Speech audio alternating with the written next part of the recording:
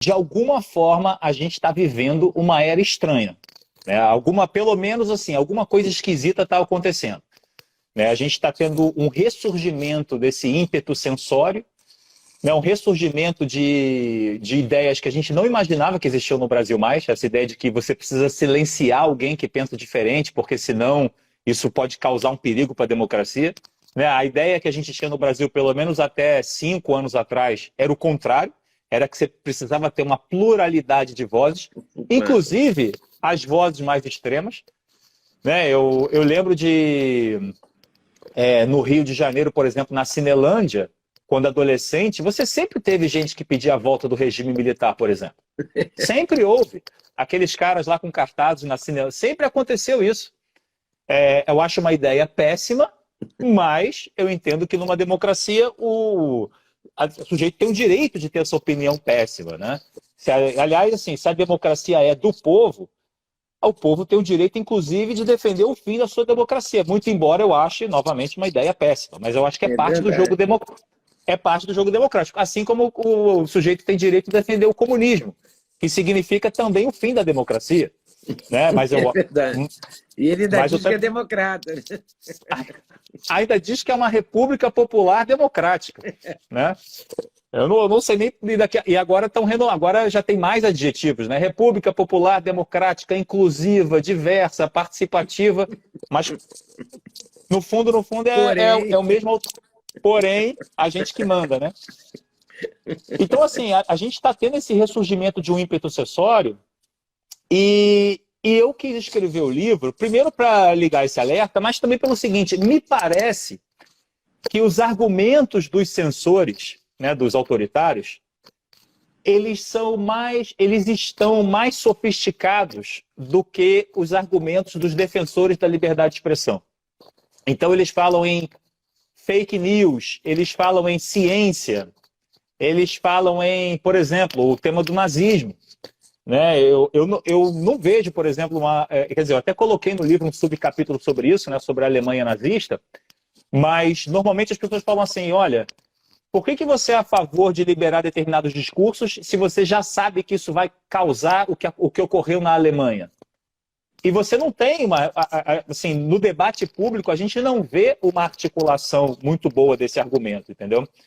Então, e isso tem sido, por exemplo, esse tema foi o tema, inclusive, daquele debate entre a Tabata, o Kim e o Monark, que gerou um dos... Então, assim, é uma questão que está central no debate e você não encontra, pelo menos assim em português no Brasil, você não encontra muitos autores abordando a questão da liberdade de expressão na Alemanha nazista, por exemplo.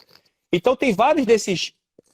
Eu acho que o tema da liberdade de expressão ficou um pouco mais complexo, muito porque os autoritários eles são sofisticados na narrativa, né? Eles nunca vão dizer que estão silenciando você porque querem silenciar você. Eles estão silenciando você porque precisam proteger o oprimido, porque precisam proteger as minorias, porque você está atacando a democracia, porque você faz fake news. E você, eu sei, inclusive... É insuportável isso de você. Estou defendendo você, né, porque eu estou defendendo a democracia. Sim, a minha democracia, né, eles querem dizer. Né, a democracia Exatamente. deles. Né? Isso Exatamente. Mas isso tá crescendo muito, né? Há muita gente defendendo isso. Muita gente, assim, realmente uma era esquisita, né, que a gente tem no Brasil, não só no Brasil, no mundo, né? O problema é que no Brasil, o problema é que alguns países, como por exemplo nos Estados Unidos, isso tem crescido também. Só que lá eles têm uma tradição muito forte de liberdade de expressão. Garantida pela Suprema Corte, que é um pouco o contrário do que a gente tem visto. Do que a gente está vivendo aqui. Exatamente. Então, assim, inclusive, assim, tem vários professores de direito, isso não sou só eu, não, tem outros professores da área do direito no Brasil que falam isso tecnicamente. Olha, a visão de liberdade de expressão do STF é uma visão pouco sofisticada. É uma visão primária. Isso é dito, não é um argumento... agora virou parte da narrativa política, da guerra política, né? Mas isso tem professores de direito que falam isso. que é muito casuístico. Então, inclusive, eu cito no meu livro alguns artigos da área jurídica, quer dizer, não tem nada a ver com essa disputa PT, Bolsonaro, Alexandre de Moraes, Alan dos Santos, não tem nada a ver com essa guerra ideológica, não, é uma opinião técnica. Porque você analisa os julgados, você vê que os argumentos não são argumentos realmente que lidam com os detalhes vamos dizer, da filosofia que embasa a liberdade de expressão. A gente pode até falar um pouco mais de quais são esses detalhes mais à frente, né? Pode falar. Então, por exemplo, vamos... Tá, não, é que eu não quero... Ô, Leda, você tem que me interromper, hein? Porque eu saio falando aqui e eu perco a noção. Que eu te interrompo. Aliás, eu vou dizer que eu adorei essa capa, com essa fita dos surfistas que eu uso para tudo na minha casa. Essa fita. Eu adorei essa sugestão. Essa capa é muito boa, muito boa. Cara, isso aí é o trabalho da editora aí, da Aves Rara, da Faro Editorial, que realmente, assim, isso aí não é... Eu me aproveitei disso, mas não é mérito meu, não. Isso aí, a capa aí, realmente é o trabalho da editora que foi muito bom mesmo. Mas foi muito bom, veio a calhar, né? Exatamente. Vamos e aí é o seguinte, vamos pegar um exemplo, por exemplo. Tá. Né? As pessoas falam assim, olha, eu preciso silenciar esses grupos que estão atacando a democracia, atacando as instituições. Aí vamos pegar, por exemplo, o Daniel Silveira, né, o caso do deputado. Aí vamos ver o seguinte, digamos que, vamos partir da premissa de que ele seja uma ameaça à democracia. Tá? Vamos assumir como isso sendo verdade. Vamos conceder isso. Vamos partir desse ponto. A chance de ele ser eleito presidente da República daqui a 20 ou 30 anos aumentou ou diminuiu com a prisão do STF? Ele ficou mais... É claro. Ele ficou mais famoso ou ele ficou menos famoso? Mais famoso. Ele se mostrou mais como um mártir destemido ou menos? Como uma pessoa mais corajosa ou menos?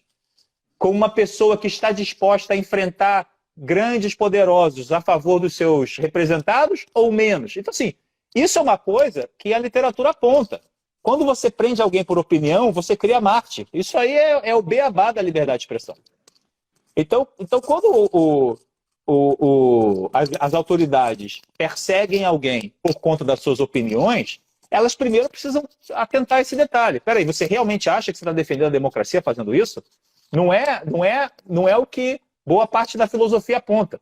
E outra coisa, quando você faz isso, todas as pessoas que concordam com aquela pessoa ou que tem alguma afinidade com o seu lado político, no caso que estão mais à direita, vamos dizer, no caso do Brasil de hoje, muitas dessas pessoas vão começar a pensar o seguinte, peraí, por que um cara de direita não pode falar isso, mas um cara de esquerda pode defender comunismo, inclusive dentro da Câmara dos Deputados, inclusive com um partido político comunista? Não existe comunismo com democracia. O comunismo é o fim da democracia. Não existe comunismo com participação, com nada disso. O comunismo é o fim das instituições. É o comunismo. Exatamente. Isso para não falar do fim da comida, das outras coisas. Né? Das outras coisas, Mas assim, é tão claro, né?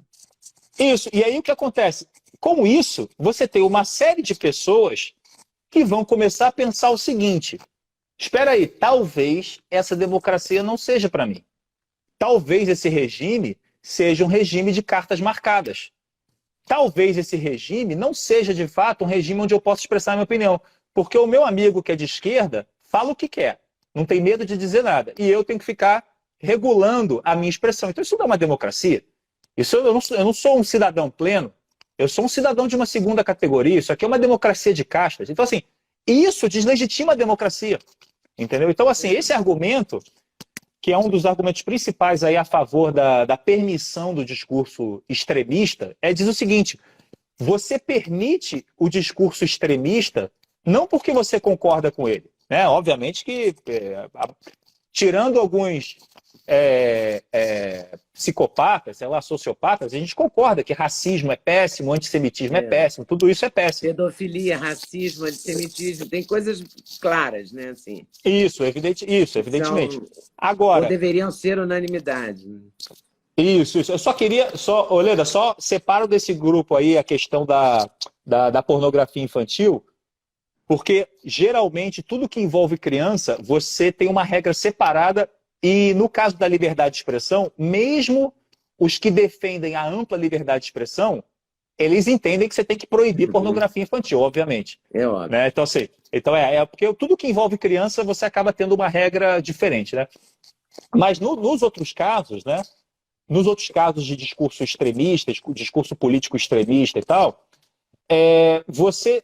você defende essa liberdade porque, com isso, você mostra para toda a sociedade que aquilo é uma democracia tão ampla, é uma democracia tão aberta, é uma democracia que respeita tanto a sua liberdade, que você deposita a sua, vamos dizer, a sua crença moral naquele regime. Né? Que você acredita que aquilo é um regime onde você, um dia, pode ter a chance de ver a sua ideia prevalecer. Então, na verdade, você permite o discurso extremista para reforçar a própria crença na democracia.